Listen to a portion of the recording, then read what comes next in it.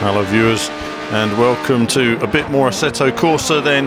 Well, today we've seen the release of the Lotus T125, basically a Formula 1 car, isn't it? And of course, as soon as I see there's a new Formula car, it's time to get back on and do some driving. Now, these first two sessions, you can see the AI just taking me out. The AI still needs a fair bit of work, and quite often I found in the races trying to record that I was taken out by the AI.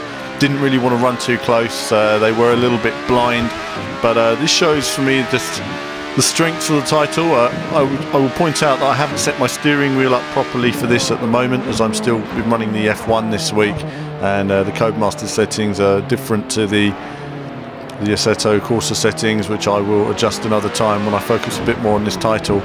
But you can see a bit of a melee at the start there, cars moving about. And we get through that first chicane, and then we kind of settle into the business. I'm always very nervous here because in a couple of earlier runs, when I was braking for the chicane, the cars behind me just went straight into me and pushed me out. So I was keen to brake as late as I could and get in there. Then the car became unbalanced as I was offline, but never mind. The cars behind me didn't catch up in time, which was good. Otherwise, they would have gone straight into me, and we continue with the run. So obviously, slightly different field of view. Using this title now, just getting a flow for it. I'm using Monza because Monza for me is a great test circuit. It's quite straightforward. It has some nice flowing corners. I know the gearings and roughly how I'd like to drive it, so it all works very well for me. The car's a little bit less grip around Ascari here than I would expect. I'd expect to be pretty much full power and exiting a lot faster than I am, but instead I'm very progressive. I'm about, I don't know, 80% on the power, and then changing as I exit onto fourth and so on. So we're always in sixth, of course, by the end of the straight, and then down in fourth again, getting the car in, finding that line where it's understeering a bit there, so I didn't turn in right there and get my entry just right. And this is all just learning, because obviously it's just been released, and no doubt I'll do some proper sessions once I set my wheel up. Looking in my mirrors, I was very concerned with where the other cars were. They were exiting really quick, and actually the AI was really fast once it actually got going. It just was a little bit blind at this stage, but they certainly are putting the pedal to the metal. It's getting used to this as well, using the three screens. Obviously it's a different positioning here to what it is on the F1, so the width of the car is slightly wider. Takes a bit of getting used to in the slow corners when you want to maximise the width of the track and those curbs. And we come round again online this time, still hitting that curb a bit too much though.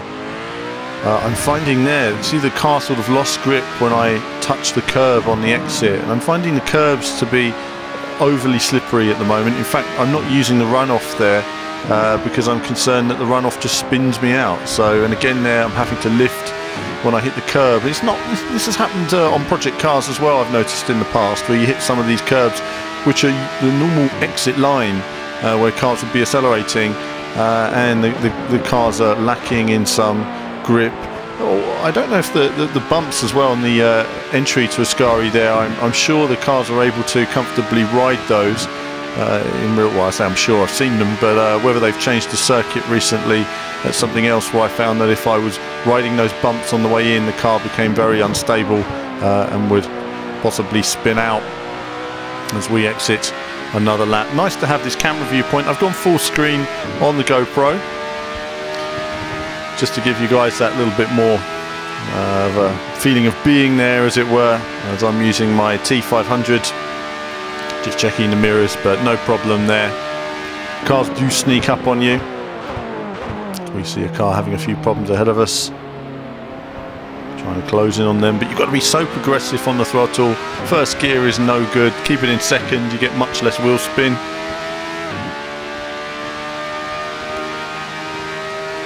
And again, closing up. And pretty comfortable now.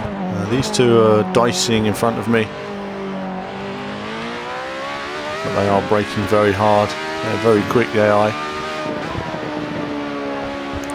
Curb there, a little bit too tight early on, then the car just loses it as soon as it hits the curb, and that's typical. That happens a few times, and I can avoid the curbs. You'll notice on the 2 laps beforehand I avoided the curb, but that's the natural racing line, and I just found that the car just wasn't able to take the racing line.